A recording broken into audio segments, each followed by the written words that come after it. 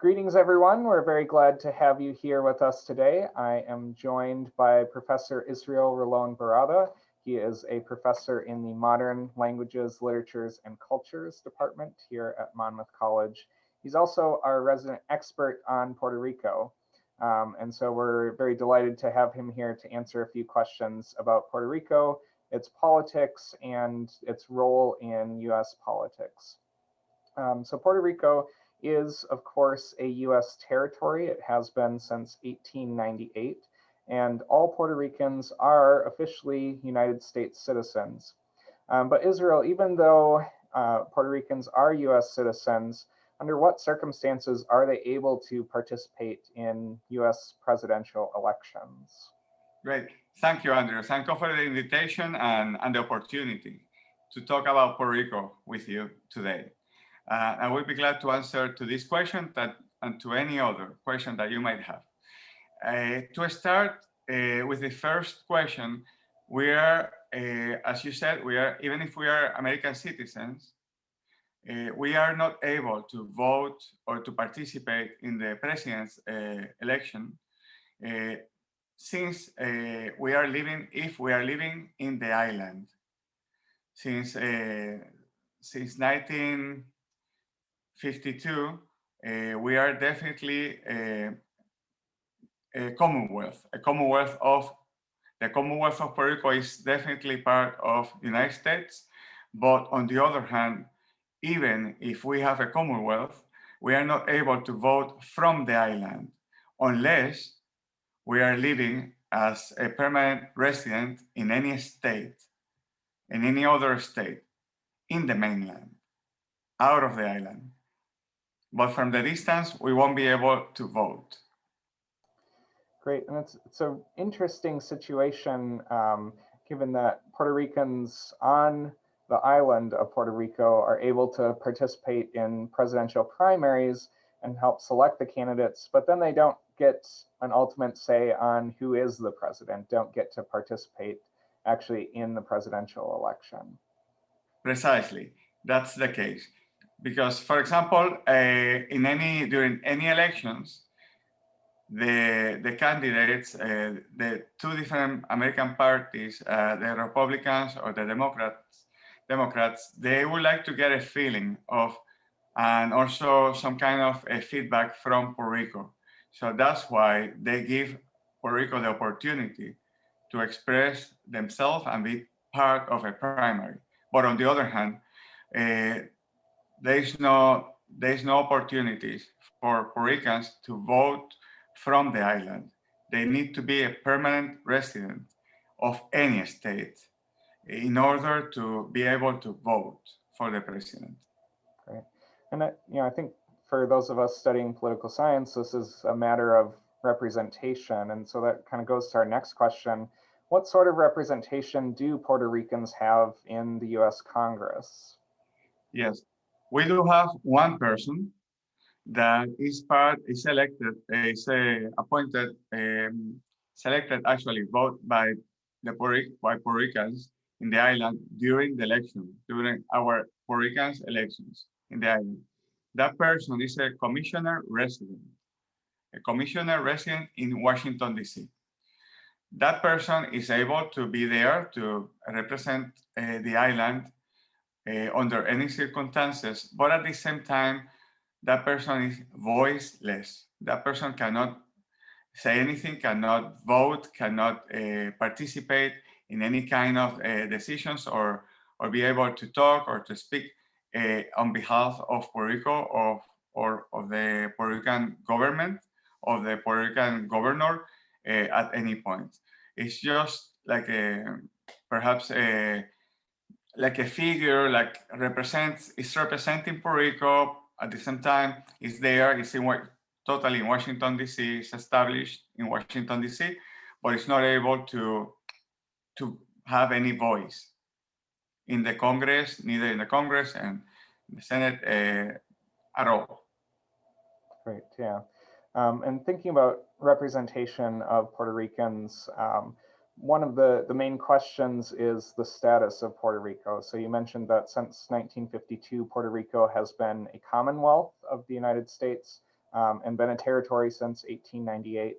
But over the course of Puerto Rican history, they've had 6 referenda about their status, of whether they should retain the Commonwealth status, whether they should become a US state, or if they should seek independence. So could you tell us a little bit about the latest referendum? Yes, absolutely. In order to tell you about that one, I need to mention that for us in Puerto Rico, for Puerto Ricans, everything regarding this, our status and the island status is a passion. So this is a topic, this is a hot topic that has been always under debate. So that happens that this is the everyday conversation in the island since 1952. Since 1952, why is that? Why do I go back to 1952? It's because it was precisely when our governor, Luis Muñoz Marin, was able to start the Commonwealth of Puerto Rico. And since that time, since that day, this question that you are asking me today has been a debate, has been always there. So everyone has been always actively participating, trying to analyze the situation and to see what is better. And there are 3 different perspectives. So we have to take that into consideration. There are people, for example, half of the island, that they would like to have what we have, the Commonwealth. The Commonwealth of Puerto Rico, where we can keep our Spanish background and our Spanish language and culture and everything, and at the same time be part of the United States. There's another half of the island, another percentage, that they would like to go for the statehood, that they really want the statehood. They really want Puerto Rico to be the next state of the United States. And then there's a minority group that they're still daydreaming about the independence. Yes, but to answer to your question, since 1952, there has been different occasions where Puerto Rico and everyone they have been thinking about precisely that kind of referendum, trying to go for a referendum and trying to see how they could define the status of Puerto Rico.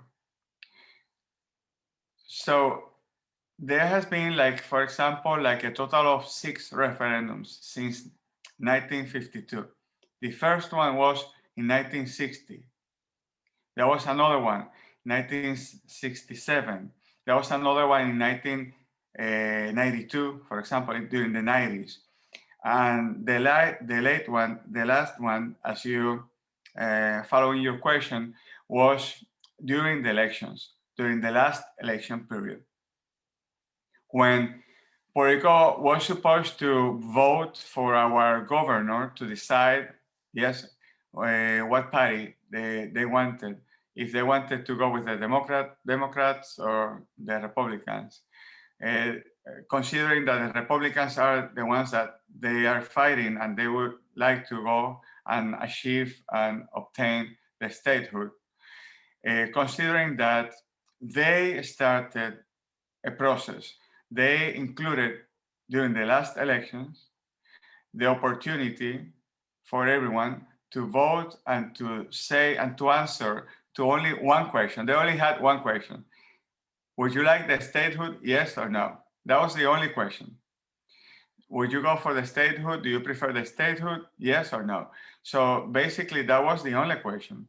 And the results, as we know, they were like 51%, almost 52, we can say 52%, they voted for the statehood. They said that they would like the statehood. But what does it mean? Now, with that information, with that referendum, what can we do with that? That's the question. That's the actual question. And that is a really good question. So I mean, these are advisory referenda. They're not legally binding in any way. So in your view, do you think that there is much of a chance that Puerto Rico's status will change in the near future or no? It's a very difficult question. Puerto Rico's status, the whole political history of Puerto Rico is very complicated, and it's very difficult because, for example, I'm repeating again, but we have been a Commonwealth with the Estado Libre Asociado under that name since 1952. So how can we change that at this point? It's not something that it could happen overnight. It's a process. And I understand, and my feeling, if you ask me, is that we all, or at least the majority, we like what we have. We like the status that we have, the Commonwealth of Puerto Rico, where we can, as I mentioned before, that we can keep both things. We can keep our Spanish background and at the same time, the relationship, the status that we have with the United States, with the mainland. On the other hand, the alternatives. What are the alternatives? Perhaps taking all of that a referendum into consideration and bringing that to Washington D.C. to see what can they do about it. That's still on the air. It's really on the air. There's no, for example, if you ask me, I don't think that there's not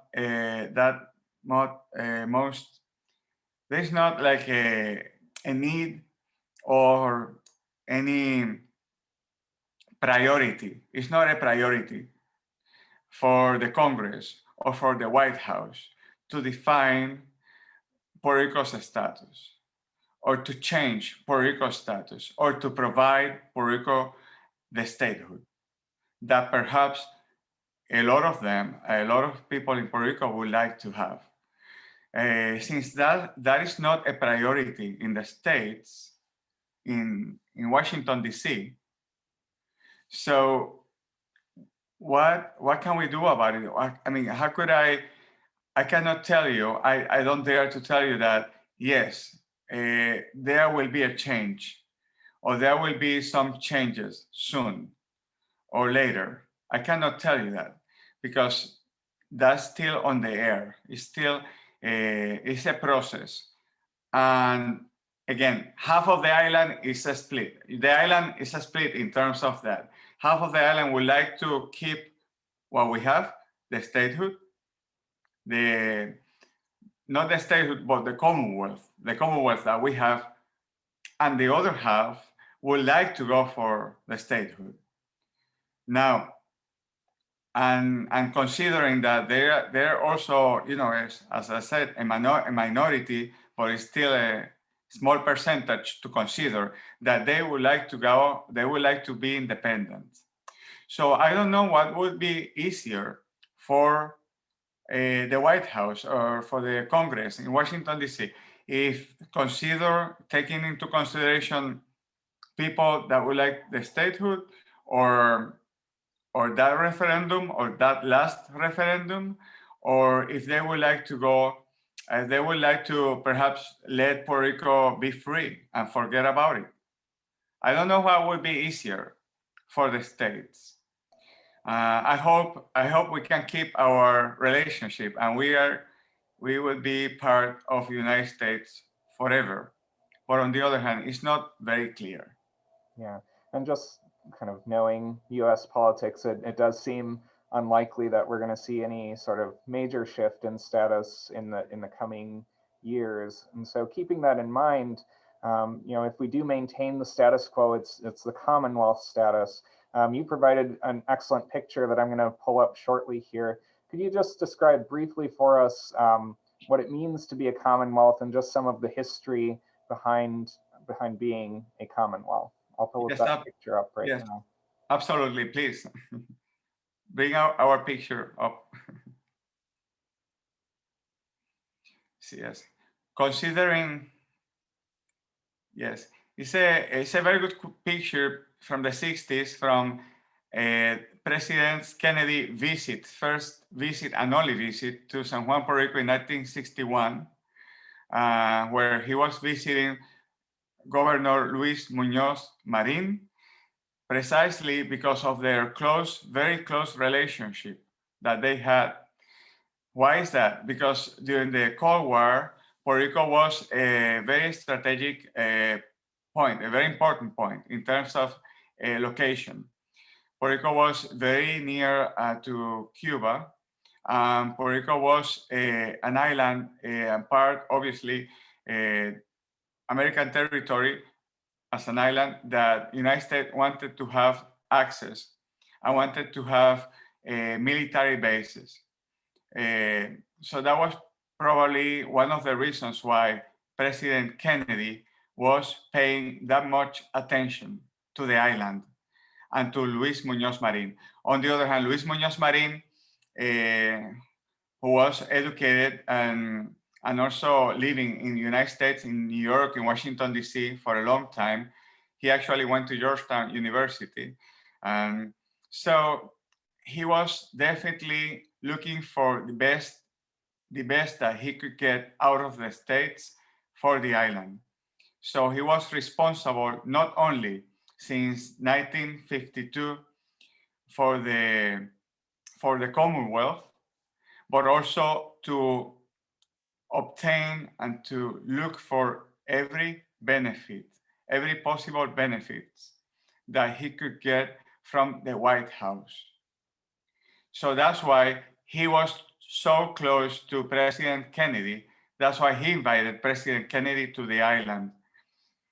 And they had a lot of events. They were celebrating a lot of cultural events and political events, precisely looking for the best relationship between the island and the States.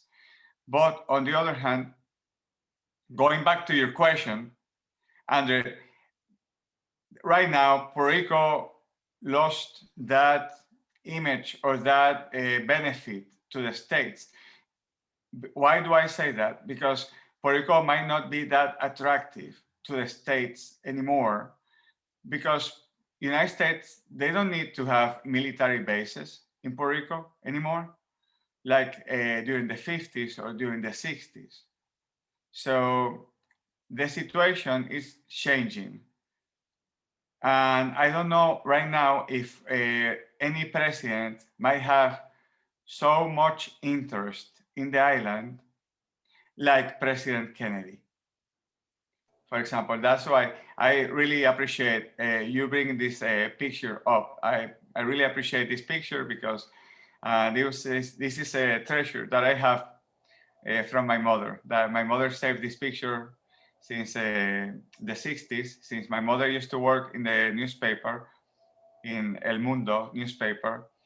And my mother, Ana Barada, saved this picture for me. So I really appreciate you bringing it up.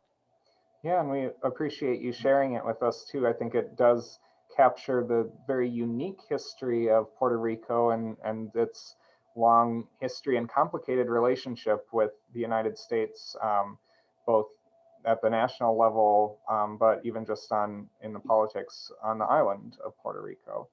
Yes, yes, and to remember similar cases, cases that they might be parallel. For example, whatever happened with Alaska and whatever happened with Hawaii, for example, if you remember those cases, if we go back and in history and look at them, during this referenda, any referendum that they could have in the past, they were showing a lot of a bigger percentage. A lot of people in Hawaii and a lot of people in Alaska, they were totally interested in the statehood. And the results were over 60%, perhaps. And if, as you can see, for example, the numbers are telling us that it's only 51% that they would like to go for the statehood. again, but my opinion, and since you asked me, what does it mean? What number? How is that number either 51 or even 60%?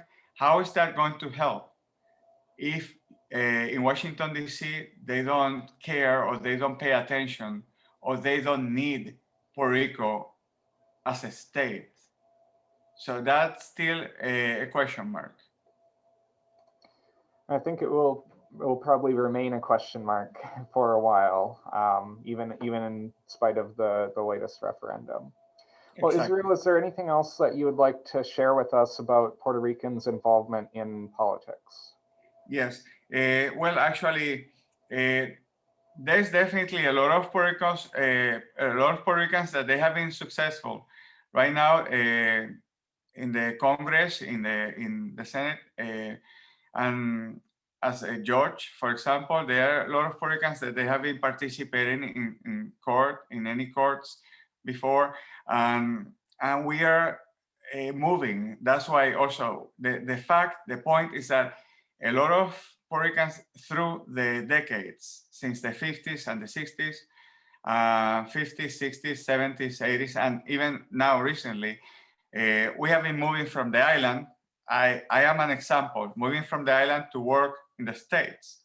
So yes, not only in terms of politics, but in terms of every other private sector, universities, companies, American companies, and mainly because, for example, I remember we had this conversation.